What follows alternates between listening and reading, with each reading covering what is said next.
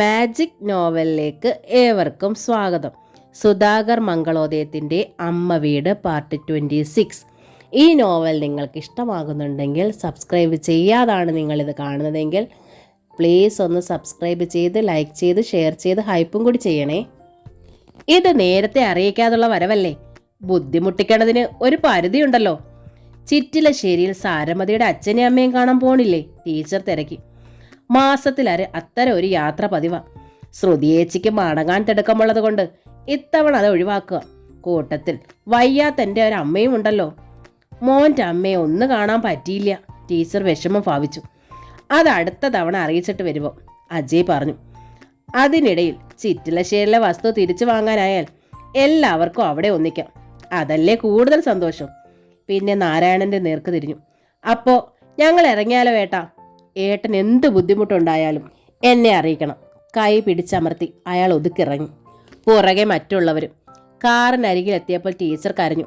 എൻ്റെ സാരമതിയോടൊപ്പം ഒരു ദിവസം മുഴുവൻ ചെലവിടാൻ എനിക്ക് കഴിഞ്ഞില്ല.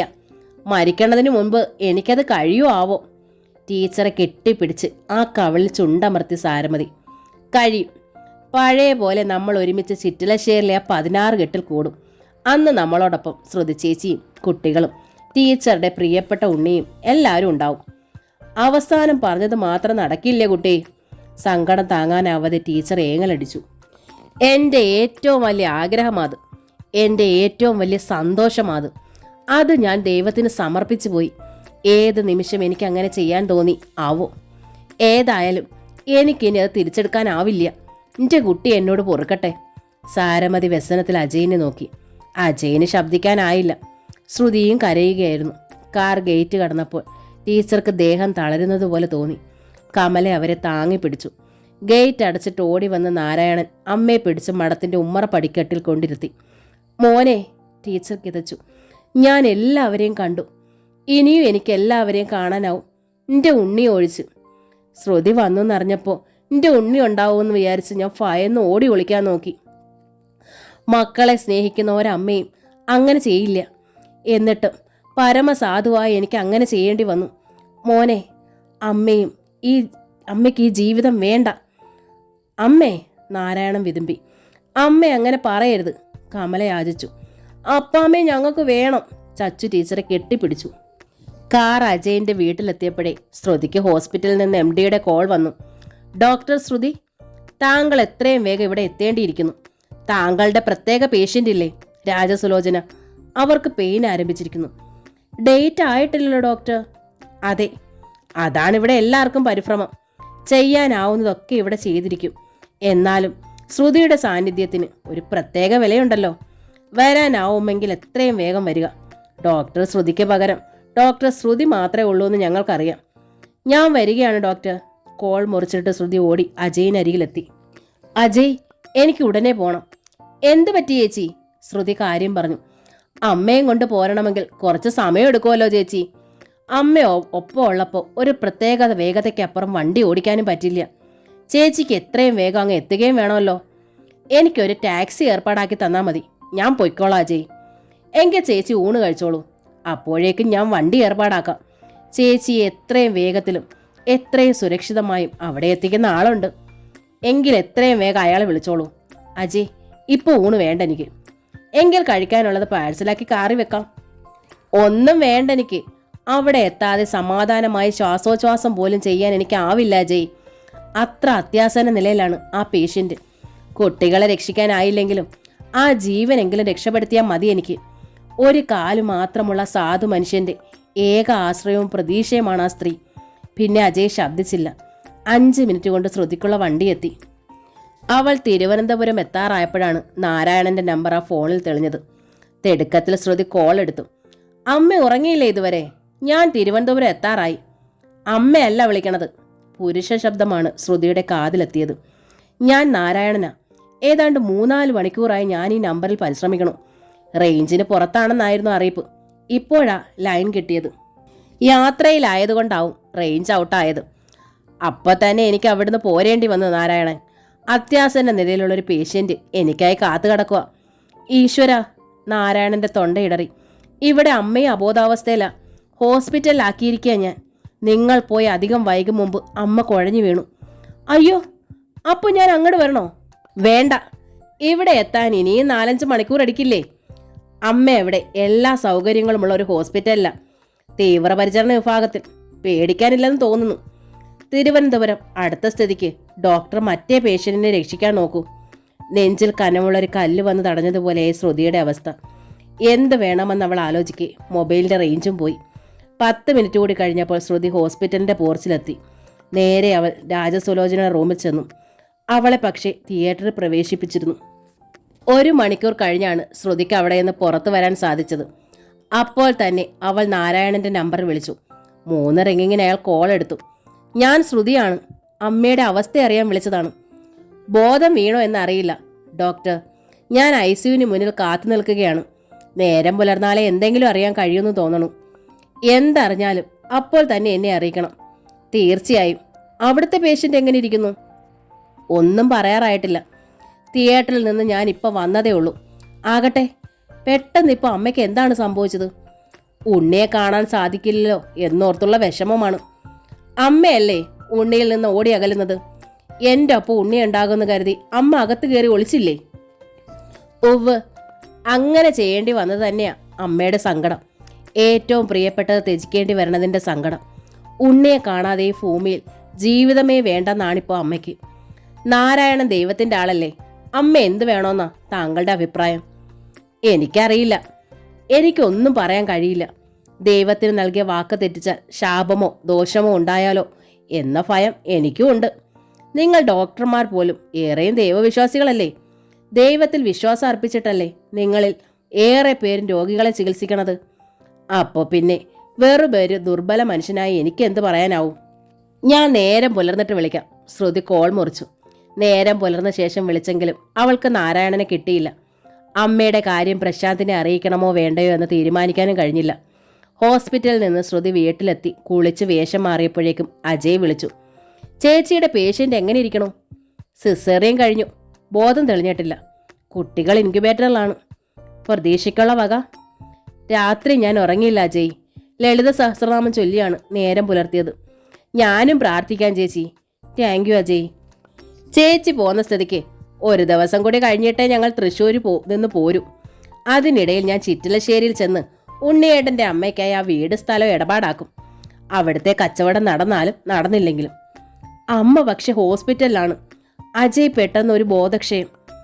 ഏത് ഹോസ്പിറ്റലിലാണെന്ന് നാരായണനെ അറിയൂ. രാവിലെ ഞാൻ അദ്ദേഹത്തെ വിളിച്ചിട്ട് കിട്ടിയതുമില്ല. അജയ് ഒന്ന് അന്വേഷിക്കാമോ? അന്വേഷിക്കുകയല്ല, ഇപ്പം തന്നെ ആ ഹോസ്പിറ്റൽ ഏതെന്ന് മനസ്സിലാക്കി അവിടെ ചെല്ലാൻ ഞാൻ. എന്നിട്ട് ചേച്ചിയെ വിവരം അറിയിക്കാം. അതുപോരെ? മതി അജയ്. ആ കോൾ അവസാനിച്ചത് ഗിരിജ അന്തർജന മകൾക്ക് പിന്നിലെത്തി. സുമംഗല ഹോസ്പിറ്റലിലാണല്ലേ? നന്നായി. നന്നായിന്നോ? ഇങ്ങനെ പറയരുതമ്മേ. 100 വട്ടം ഞാൻ പറയും. ഗിരിജ പല്ലിറുമ്മി. എന്നെ ദ്രോഹിച്ചവരാണിപ്പോൾ നിനക്ക് പ്രിയപ്പെട്ടവർ. ആ പഴയ വേലക്കാരിയും ഇപ്പോൾ കോമയിലാണല്ലോ. എനിക്ക് സന്തോഷമായി. എന്നെ ഇവിടുന്ന് ഇറക്കി വിട്ടിട്ട് ഈ വീട് വിറ്റ് നീ ചിറ്റിലശ്ശേരിലെ 16 കെട്ട് വാങ്ങിക്കൊടുത്താലും 1 ദിവസം പോലും സുമംഗല അവിടെ പാർക്കില്ല. നോക്കിക്കോ. ഈ വീട് വിൽക്കും മുമ്പ് തന്നെ വട്ടിയൂർക്കാവിലെ അമ്മയുടെ വീട് ഞാൻ വീണ്ടെടുത്ത് തന്നില്ലേ? എനിക്ക് വേണ്ട ആ കൊച്ചു വീട്. എനിക്കവിടെ ശ്വാസം മുട്ടും. അപ്പോൾ അന്യൻ്റെ വസ്തുക്കളോടുള്ള അമ്മയുടെ കൊതി തീരില്ല. ആ കൊതി തെറ്റാണെങ്കിൽ ദൈവം എന്നെ വേണ്ടേ ശിക്ഷിക്കാൻ? പക്ഷേ ശിക്ഷ കിട്ടുന്നത് നിന്റെ നമ്പൂതിരിക്കും നമ്പൂതിരിയുടെ അമ്മയ്ക്കും ഒക്കെ ആണല്ലോ. എത്ര നാളായി പ്രശാന്ത് ഹോസ്പിറ്റലിൽ കഴിയണു. എന്തേ അവൻ ഈ വീട്ടിൽ വരാൻ പറ്റാഞ്ഞത്? ശാപം, എൻ്റെ നെഞ്ചുരുകിയുള്ള ശാപം. അമ്മയുടെ ശാപം ഒരു നാൾ അമ്മയുടെ നേർക്ക് തന്നെ തിരിച്ചു വരും അമ്മേ. ദുർവാസാവിൻ്റെ കഥ അറിയാലോ അമ്മയ്ക്ക്. പറഞ്ഞിട്ട് ബ്രേക്ക്ഫാസ്റ്റ് കഴിക്കാൻ പോലും നിൽക്കാതെ ശ്രുതി ഹോസ്പിറ്റലിലേക്ക് പോയി. അവൾ എത്തിയ ശേഷമാണ് രാജസുലോചനയ്ക്ക് ബോധം തെളിഞ്ഞത്. അപ്പോഴേക്കും അജയിൻ്റെ വിളിയും വന്നു. അമ്മയ്ക്ക് കുഴപ്പമില്ല ചേച്ചി, പക്ഷെ ഒരാഴ്ച കഴിഞ്ഞ് ഹോസ്പിറ്റലിൽ നിന്ന് പോയാൽ മതിയെന്ന് ഡോക്ടർ പറയുന്നു. ഏതായാലും അധികകാലം അമ്മ ആ നാരായണൻ്റെ വീട്ടിൽ നിർത്തണ്ട. അവിടെ കുഴപ്പമൊന്നും ഉണ്ടായിട്ടല്ല. ഇനിയുള്ള നാളുകളെങ്കിലും അമ്മയ്ക്ക് പ്രിയപ്പെട്ട സ്ഥലത്ത് അമ്മയുടെ പ്രിയപ്പെട്ടവരോടൊപ്പം താമസിക്കട്ടെ. ദൈവത്തോടുള്ള അമ്മയുടെ വാക്ക് നമ്മൾ ഓർക്കണ്ട. നമ്മുടെ കടമ നമ്മൾ ചെയ്യണം. ശരി അജയ്. അജയിൻ്റെ സഹായമുണ്ടെങ്കിൽ എനിക്കത് സാധിക്കൂന്ന എൻ്റെ വിശ്വാസം. എനിക്ക് ദൈവം തരാൻ വൈകിയ കൂടപ്പറപ്പ എൻ്റെ അജയ്. എനിക്ക് തിരിച്ചും ഒരാഴ്ച കഴിഞ്ഞപ്പോൾ സുമംഗല ടീച്ചർ നാരായണന്റെ മഠത്തിൽ തിരിച്ചെത്തിയതായി വിവരം ലഭിച്ചു ശ്രുതിക്ക്. അപ്പോൾ തന്നെ അവൾ ടീച്ചറെ വിളിച്ചു. മോളെ, അമ്മ വീണ്ടും ജീവിതത്തിലേക്ക് തിരിച്ചു വന്നൂട്ടോ. ഈ ജന്മത്തിലെ ദൈവത്തിന്റെ പരീക്ഷണങ്ങൾ അവസാനിച്ചിട്ടില്ലെന്ന് തോന്നണു. പരീക്ഷണങ്ങൾ അവസാനിച്ചമ്മേ, ശ്രുതി ആശ്വസിപ്പിച്ചു. ഇനി അമ്മയ്ക്ക് സന്തുഷ്ട ദിനങ്ങളാ. 1 മാസത്തിനുള്ളിൽ ഞാൻ വീണ്ടും അവിടെ വരും. അമ്മയും കൂട്ടി ചിറ്റിലശ്ശേരിക്ക് പോകും. ഉണ്ണിയോ? ഫിസിയോതെറാപ്പി തുടരുകയാണമ്മേ. ഹോസ്പിറ്റലിൽ നിന്ന് പോന്ന പ്രശാന്തിന് പാലക്കാട്ട് എവിടെയെങ്കിലും ജോലി കിട്ടുമോയെന്ന് ശ്രമിക്കണുണ്ട് ഞാൻ. ചിറ്റിലശ്ശേരിയിലെ ഇല്ലത്തുനിന്ന് പോയി വരാൻ പാകത്തിൽ. അപ്പോഴേക്കും കുട്ടികളുടെ അക്കാഡമിക് ഇയറും അവസാനിക്കും. അവരെയും പാലക്കാട്ടുള്ള ഏതെങ്കിലും നല്ല സ്കൂളുകളിൽ ചേർക്കാം. മോളെ, ടീച്ചർ ഏങ്ങി. ഒരു സന്തോഷ വാർത്ത കൂടി, ശ്രുതി തുടർന്നു. രാജസുലോചന പ്രസവിച്ചു. സിസേറിയൻ വേണ്ടി വന്നൂന്ന് മാത്രം. ഒരിക്കൽ കൂടി പ്രസവിക്കാനുള്ള സമയമില്ലാത്തത് കൊണ്ട് ദേവൻ 2 കുട്ടികളെ ഒരുമിച്ച് കൊടുത്തു. തൂക്കം കുറവായതിനാൽ 1 മാസം കൂടി കുട്ടികൾ ഇവിടെ കഴിയേണ്ടി വരും. സുലോചനയോ? എഴുന്നേറ്റ് നടന്നു തുടങ്ങി. ഏതായാലും കുട്ടികൾക്കൊപ്പമേ സുലോചന ഇവിടെ നയിക്കുന്നുള്ളൂ. 10 ജന്മത്തേക്കുള്ള പുണ്യം നീ ചെയ്തു കഴിഞ്ഞു മോളെ. ഇല്ലമ്മേ, അമ്മയുടെ മകന്റെ മനസ്സ് മാറാത്തിടത്തോളം എൻ്റെ പാപങ്ങൾ ബാക്കി കിടക്കും. തുടർന്നൊരു പൊട്ടിക്കരച്ചിലായിരുന്നു. ഒപ്പം കോൾ മുറിയുകയും ചെയ്തു. തൻ്റെ മകനെ ശ്രുതി എത്രയധികം സ്നേഹിക്കുന്നുണ്ടെന്ന് ടീച്ചർക്ക് ബോധ്യമായി. ഇപ്പോൾ ഈ കാണിക്കുന്നതൊന്നും കാര്യസാധ്യത്തിനു വേണ്ടിയുള്ള സ്നേഹപ്രകടനമല്ല. ഉണ്ണിയുടെ വധുവായി തങ്ങളുടെ 16 കെട്ടിലേക്ക് വന്ന കയറിയ ശ്രുതിയെ അവർ ഓർത്തു. ആ 16 കെട്ട് വിറ്റ് തിരുവനന്തപുരത്ത് നിർമ്മിച്ച വീട്ടിലേക്ക് ചെന്ന് കയറിയപ്പോൾ കണ്ട ശ്രുതിയെയും. അന്നും അവൾ ഉണ്ണിയെ സ്നേഹിച്ചിരുന്നിരിക്കാം. അന്ന് ശ്രുതിക്ക് പോലും അത് തിരിച്ചറിയാൻ കഴിയില്ല എന്നതാവും സത്യം. സ്നേഹത്തിൻ്റെ ഉൾക്കടൽ വേദനയിൽ ഉരുകി ഒഴുകുമ്പോഴത്തെ ആ അപൂർവ ഭാഗ്യം ആളുകൾ തിരിച്ചറിയൂ. ജീവിതത്തിൻ്റെ മധ്യാഹ്നം പോലും എത്തിയിട്ടില്ലാത്ത ശ്രുതിയുടെ നൊമ്പരവുമായി താരതമ്യം ചെയ്യുമ്പോൾ സായാഹ്നത്തിൻ്റെ പൊൻപ്രഭയിൽ കുളിച്ചു നിൽക്കുന്ന തൻ്റെ വ്യസനം നിസ്സാരമായി ടീച്ചർക്ക് തോന്നി. അമ്മ, കമല വന്ന് ആ കൈ കവർന്നു. മരുന്ന് കഞ്ഞി ശരിയാക്കി വെച്ചു ഞാൻ, വന്ന് കഴിക്കൂ. നിറമിഴികളോടെ അവർ അവളെ നോക്കി. അമ്മയ്ക്ക് വയ്യാതായോടെ കമലയ്ക്ക് പിടിപ്പത് ജോലിയായി ഇല്ലേ? കഷ്ടപ്പെടാൻ വേണ്ടിയാ മോൾ ഇങ്ങോട്ട് വന്നതെന്ന് തോന്നുന്നു. ഇവിടെ വന്ന ശേഷമാമേ ഞാൻ ജീവിതത്തിലെ സന്തോഷങ്ങൾ അറിയണത്. ഈ സന്തോഷത്തിന് വേണ്ടി എത്ര കഷ്ടപ്പെടാനും കമല തയ്യാറാ. ഈ ക്ഷീണമൊക്കെ മാറി അമ്മ പഴയ പോലെ ആയി കണ്ടാൽ മതി എനിക്ക്. പത്രം തുറന്നു നോക്കുമ്പോൾ ഈ ലോകത്തിൽ എന്തൊക്കെ ദുഷ്ടതകളാ നടക്കുന്നതെന്ന് തോന്നും. പക്ഷെ ഞാൻ കണ്ടതൊക്കെ നന്മയും സ്നേഹവും മാത്രമാണ്. എൻ്റെ ആരുമല്ലാത്ത എൻ്റെ നാരായണൻ എന്നെ സ്വന്തം മക്കളേക്കാൾ സ്നേഹമായി നോക്കണം. കമലയും അതെ. പക്ഷേ അമ്മ ഇവിടെ ബസ്സിറങ്ങിയ ദിവസം മാല പൊട്ടിക്കാൻ ആളുണ്ടായില്ലേ? ഞാൻ അനുഭവിച്ച ദുരിതങ്ങളും അമ്മ കണ്ടതല്ലേ? അതൊക്കെ തന്നതും ഈ ലോകത്തിൽ തന്നെ ഉള്ളവരാ. ഇരുണ്ട മേഘങ്ങൾക്കിടയിൽ 5-6 നക്ഷത്രങ്ങൾ പോലെയുള്ളമ്മേ ഈ ലോകത്ത് സ്നേഹവും നന്മയും. എന്നിട്ടും അമ്മയ്ക്കെല്ലാം നല്ലതായി തോന്നണത് അമ്മയുടെ ഉള്ളം മൊത്തം നല്ലതായതുകൊണ്ടാണ്. കൈ പിടിച്ച് ടീച്ചറെ കമല ഊൺമുറിയിൽ കൊണ്ടുവന്നിരുത്തി.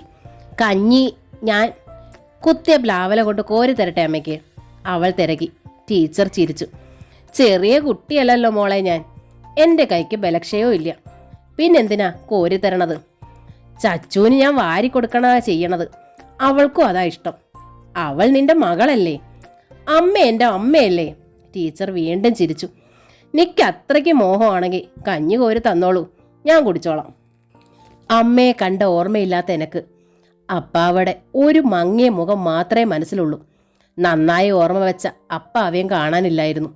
കുഴന്തയെന്നാ മാമൻ വിളിച്ചിരുന്നത്. മോളെ എന്ന് എന്നെ ആകെ വിളിച്ചത് എൻ്റെ ഈ അമ്മ മാത്രമാണ്.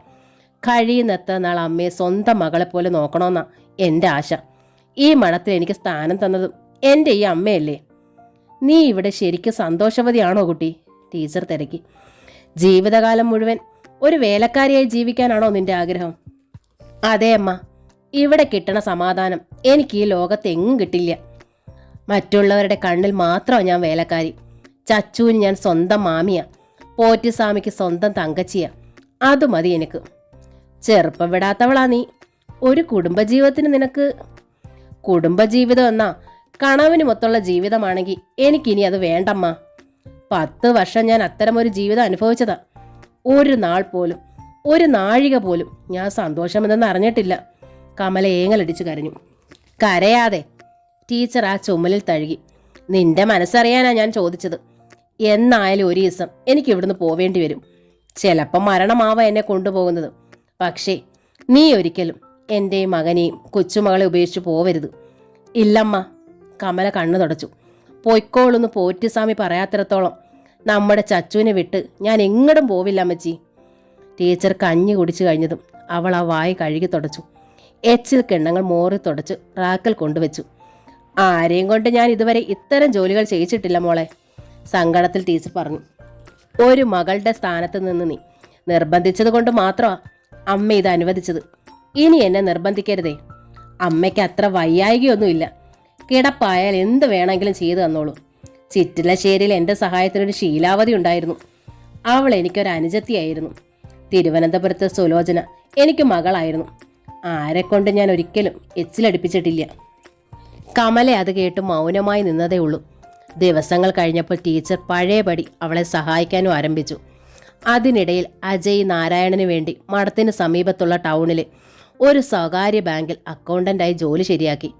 അജയിൻ്റെ കോൾ വന്നപ്പോൾ നാരായണന് ധർമ്മസങ്കടമായി. കുറേ കാലമായി ശാന്തിപ്പണിയായിരുന്നതുകൊണ്ട് അക്കൗണ്ടൻസിയൊക്കെ ഞാൻ മറന്നുവല്ലോ സാർ. അകലെ ഒരു അമ്പലത്തിൽ ശാന്തിതരായിട്ടുണ്ട്. ഒരാഴ്ച കഴിയുമ്പോൾ മഠത്തിൽ ഒരു അബ്രാഹ്മണ താമസിക്കുന്നതിൻ്റെ പേരിൽ ആ ശാന്തി നഷ്ടമായാലോ? ആ ഒരു പേടിയില്ലാതില്ല. ജാതി ചിന്തയില്ലാത്ത ഏതേലും ദൈവത്തിന് ശാന്തി തരാവും വരെ ഞാൻ അറേഞ്ച് ചെയ്ത് ഈ ജോലി ചെയ്യൂന്നേ. അവർ നല്ല ശമ്പളം തരും.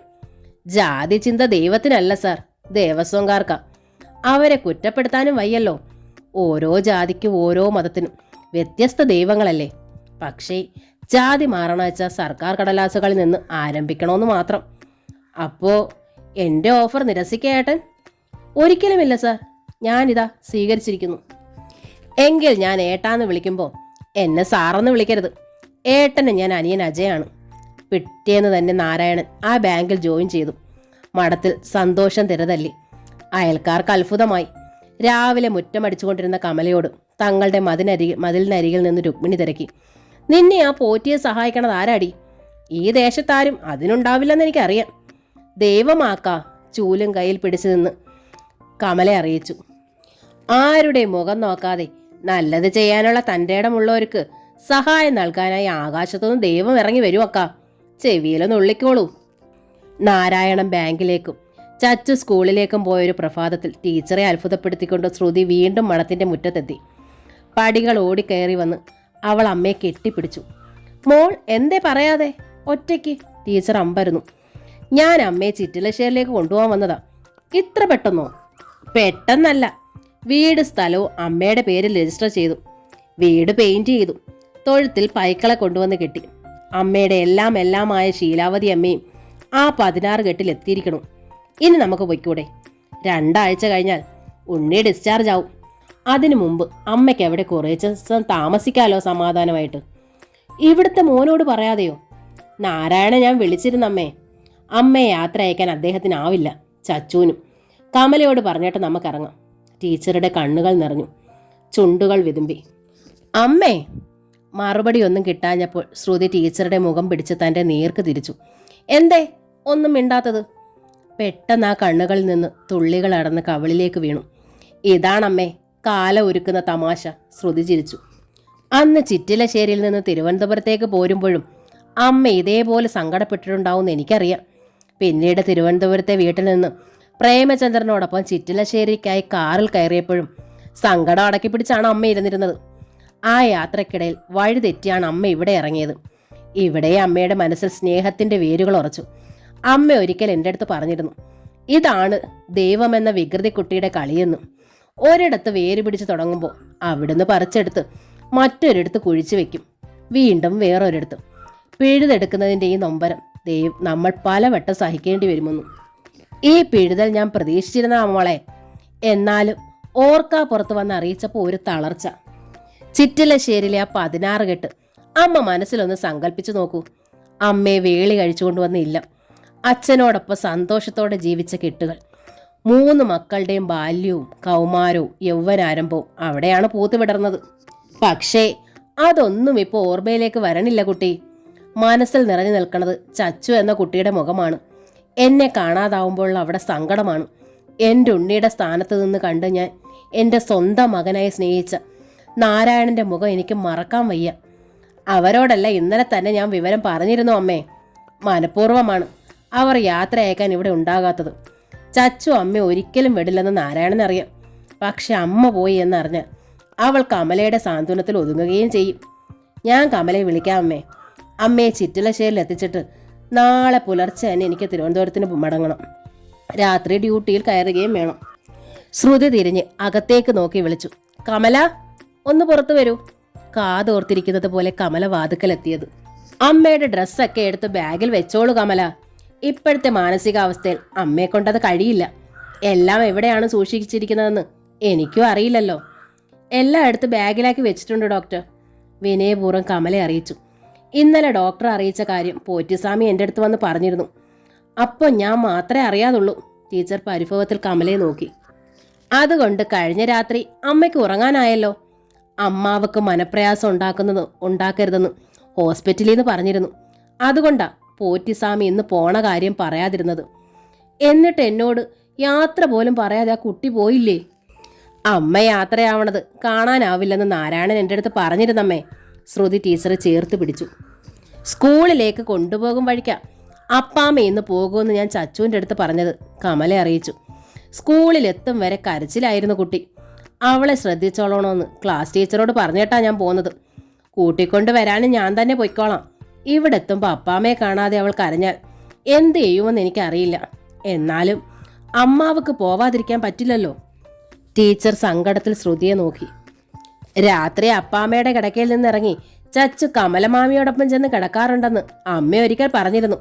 അത് നേരാണോ കമല? നേരാണ്. കമല തലയാട്ടി. ഞാൻ വന്ന ഒരാഴ്ച കഴിഞ്ഞതോടെ അവൾ എൻ്റെ ഒപ്പമാക്കി ഉറക്കം. ഊട്ടണതും മുടി കെട്ടണതും സ്കൂളിൽ കൊണ്ടാക്കണതും ഒക്കെ ഞാനാ. അപ്പോൾ പിന്നെ കമലയ്ക്ക് അവളെ ആശ്വസിപ്പിക്കാനാവും. പക്ഷേ ഒരു കാര്യം, ഊട്ടണതും സ്കൂളിൽ കൊണ്ടാക്കണതുമൊക്കെ ക്രമേണ നിർത്തണം. കമലയുടെ സ്നേഹം അവളെ മടിച്ചിയും മണ്ടിയും ആക്കരുത്, ശ്രുതി ഉപദേശിച്ചു. നേരാ കമല, ടീച്ചർ ശ്രുതിയോട് ചേർന്നു. അമ്മയില്ലാത്ത കുട്ടിയാ ചച്ചു. നീ അവൾക്ക് നല്ലൊരു ജീവിതം കൊടുക്കണം. കമലയുടെ കണ്ണുകൾ നിറഞ്ഞു. ഒപ്പം അവൾ പുഞ്ചിരിയിൽ തലയാട്ടുകയും ചെയ്തു. എവിടാ കമല അമ്മയുടെ ബാഗ്? ശ്രുതി തിരക്കി. ചിറ്റിലശ്ശേരിയിൽ ചെന്നിട്ട് കുറേ അധികം ജോലികളുണ്ട്. നാളെ വെളുപ്പിന് എനിക്ക് മടങ്ങുകയും വേണം. കമല ഒരു ചെറിയ ബാഗ് കൊണ്ടുവന്ന് ശ്രുതിയുടെ മുമ്പിൽ വെച്ചു. ഇത്ര ചെറുതാണോ അമ്മയുടെ ബാഗ്? ശ്രുതി അമ്മയെ നോക്കി. ഭാരം കുറവായാൽ യാത്ര സുഖമെന്നല്ലേ മോളെ? ടീച്ചർ പുഞ്ചിരിച്ചു. 5-6 ജോഡി ഡ്രസ്സുകൾ മാത്രമേ ഉള്ളൂ ഇതിൽ. എല്ലാം ഇവിടെ വന്ന ശേഷം ഇവിടുത്തെ മോൻ എനിക്ക് വാങ്ങി തന്നതാ. തിരുവനന്തപുരത്ത് കൊണ്ടുവന്നതെല്ലാം വഴി പോയില്ലേ. സാരമില്ല അമ്മേ, നിർബന്ധം വെച്ചാൽ ഇത് കൊണ്ടുപോയാൽ മതി. ഇല്ലെങ്കിൽ അങ്ങോട്ട് പോകും വഴി നമുക്ക് അത്യാവശ്യം ഡ്രസ്സുകൾ വാങ്ങാമല്ലോ. ഇതൊക്കെ കമലയ്ക്ക് ഉപയോഗിക്കാൻ കൊടുക്കാം. കമലയ്ക്ക് ആവശ്യമുള്ളതെല്ലാം ഇവിടുത്തെ മോൻ വാങ്ങി കൊടുത്തിട്ടുണ്ട് മോളെ. ഇത് ഞാൻ കൊണ്ടുപോവാ. എൻ്റെ ഉണ്ണിയെപ്പോലെ തന്നെയാ എനിക്ക് നാരായണനും. ആ കുട്ടി തന്നതൊക്കെ എനിക്ക് നിധിയുമാ. ബാഗ് എടുത്ത് ചുമലിൽ തൂക്കാനൊരുങ്ങി ടീച്ചർ. പെട്ടെന്ന് ശ്രുതി ആ ബാഗ് വാങ്ങി സ്വന്തം ചുമലിൽ കൊളുത്തി. എങ്കിലൊരു കാര്യം ചെയ്യാം. കമലയെ നോക്കി പുഞ്ചിരിയോടെ അവൾ തുടർന്നു. അടുത്ത തവണ ചിറ്റിലശ്ശേരിയിൽ പോകാനായി ഞാൻ ഇതുവഴി വരുമ്പോൾ തിരുവനന്തപുരത്ത് നിന്ന് കുറച്ച് നല്ല സാരികൾ കൊണ്ടുവരാം. കമലയ്ക്ക് തമിഴ് വീട്ടമ്മമാർ അണിയുന്ന തരം പ്രത്യേക ബോർഡറുള്ള കൈത്തറി സാരികൾ. കമലയ്ക്കത് ഇഷ്ടാവും. എനിക്ക് സാരികളുണ്ട് ഡോക്ടറെ. ഇവിടെ എത്തിയ ശേഷം പോറ്റിസ്വാമി വേണ്ടതെല്ലാം വാങ്ങി തന്നിട്ടുണ്ട്, കമല പറഞ്ഞു.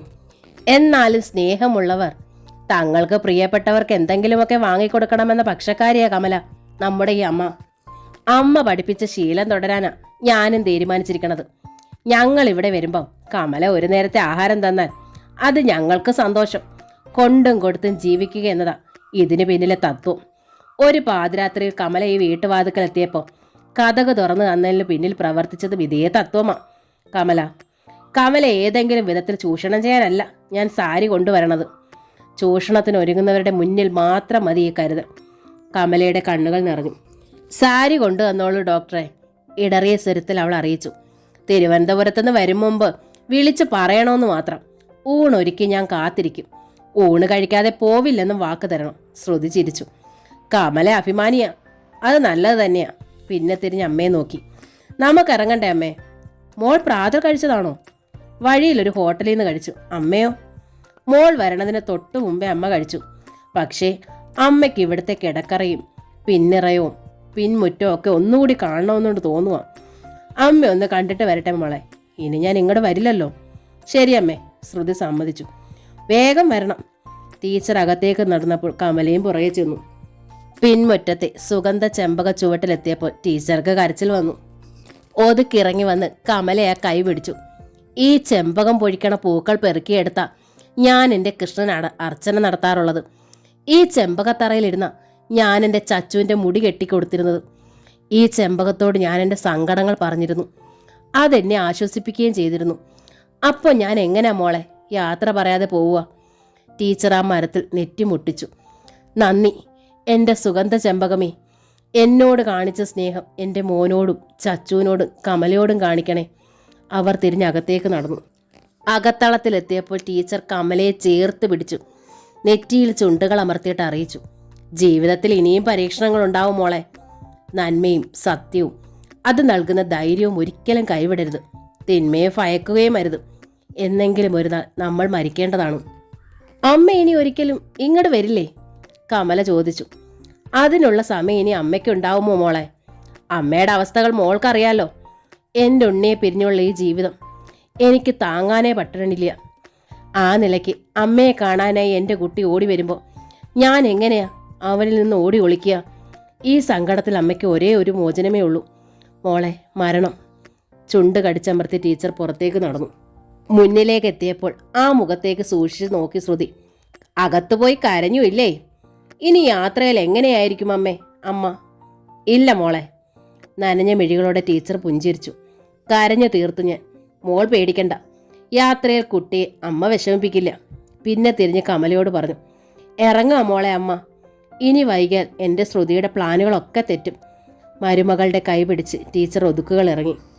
ചിറ്റിലശ്ശേരിയിലെ 16 കെട്ടിൽ ഇനി എനിക്കൊരു ദിവസം കൂടി ദൈവം തരുമെന്ന് പ്രതീക്ഷിച്ചതേ അല്ല മോളെ. ആ ഗ്രാമത്തിലുള്ളവർക്കും എൻ്റെ ഈ തിരിച്ചു വരാൻ അത്ഭുതമായിരിക്കും. ചിറ്റിലശ്ശേരിയിൽ നിന്ന് പോരേണ്ടി വരുമെന്നു അമ്മ ഒരിക്കൽ പ്രതീക്ഷിച്ചിരുന്നില്ലല്ലോ. ആളുകളെ അത്ഭുതപ്പെടുത്തുന്നതിൽ സന്തോഷം കാണുന്ന ആളാ ദൈവമെന്ന് അമ്മ പറയാറില്ലേ? അത് സത്യ. ശ്രുതിയും അമ്മയും കാറിൽ കയറുന്നതും ഡോറുകൾ അടയുന്നതും ഉമ്മറത്തൂണിൽ പിടിച്ചുകൊണ്ട് കമല കണ്ടു. ഗേറ്റ് കടന്ന കാർ മറിഞ്ഞതും തൊട്ട് മുൻപ് വരെ അനുഭവപ്പെടാത്തൊരു നഷ്ടബോധത്തിൽ അവൾ തളർന്ന് തിണ്ണയിലിരുന്നു. ഉച്ചയൂണിന് ചിറ്റിലശ്ശേരി ഇല്ലത്ത് എത്തണമെന്ന് ആഗ്രഹിച്ചെങ്കിലും 3 മണിയായി. അവർ 16 കെട്ടിൻ്റെ ഗേറ്റിലെത്തിയപ്പോൾ അവരെ ഒട്ടും കാത്തു നിൽക്കാതെ ശീലാവതി ഓടി വന്ന് ഗേറ്റ് തുറന്നു. കാർ പഴയ സിമൻറ്റ് മുറ്റത്ത് ചെന്നു നിന്നു. ശ്രുതിയാണ് വാതിൽ തുറന്ന് ആദ്യം പുറത്തിറങ്ങിയത്. പുറകെ ടീച്ചറും. ആ മുഖം കണ്ടതും മുന്നിൽ നിന്നിരുന്ന ശീലാവതി ഏങ്ങലടിച്ചു കരഞ്ഞു. കരയുകയാണെങ്കിലും അവൾ ഉടുത്തിരുന്നത് അധികം നിറം മങ്ങാത്തതും ചുളിയാത്തതുമായ നേരിയതായിരുന്നു. മുഖത്ത് പഴയതിലും രക്തപ്രസാദവും ദേഹത്ത് മെനിപ്പും പ്രകടമായിരുന്നു. ടീച്ചർ നടന്നു ചെന്ന് ശീലാവതിയെ കെട്ടിപ്പുണർന്നു.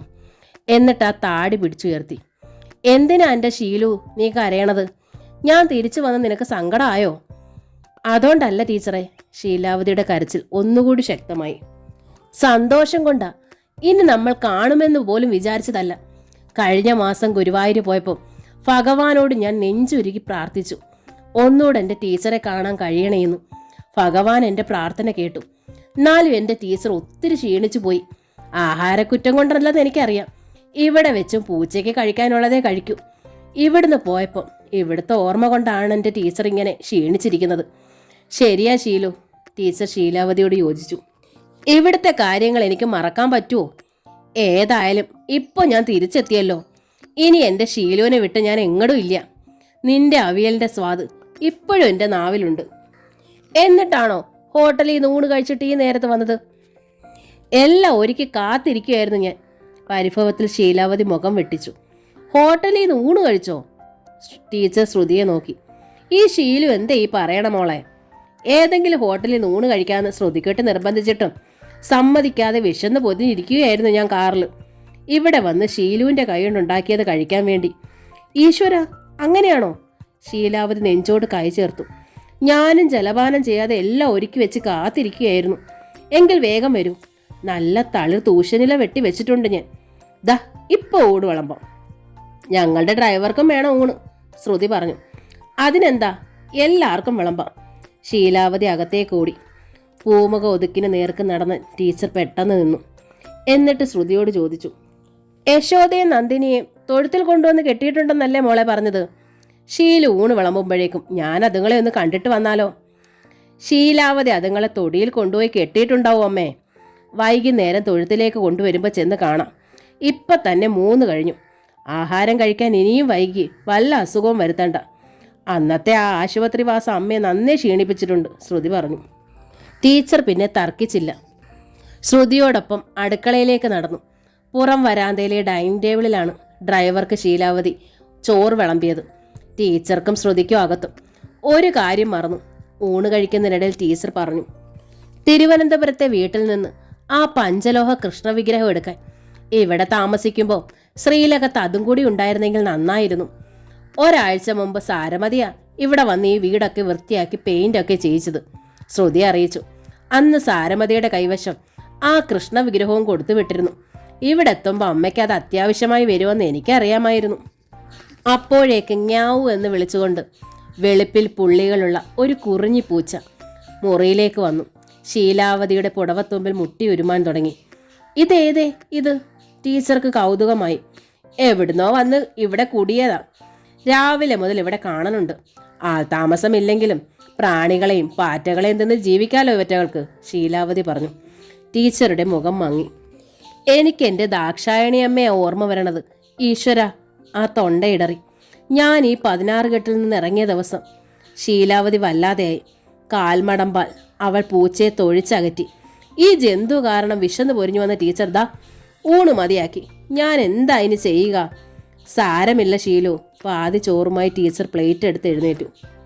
സുധാകർ മംഗളോദയത്തിൻ്റെ അമ്മ വീട് എന്ന നോവലിൻ്റെ ഈ ഭാഗം ഇവിടെ പൂർണ്ണമാവുകയാണ്. അടുത്ത ഭാഗം ഉടൻ തന്നെ അപ്ലോഡ് ചെയ്യുന്നതായിരിക്കും. Thank you.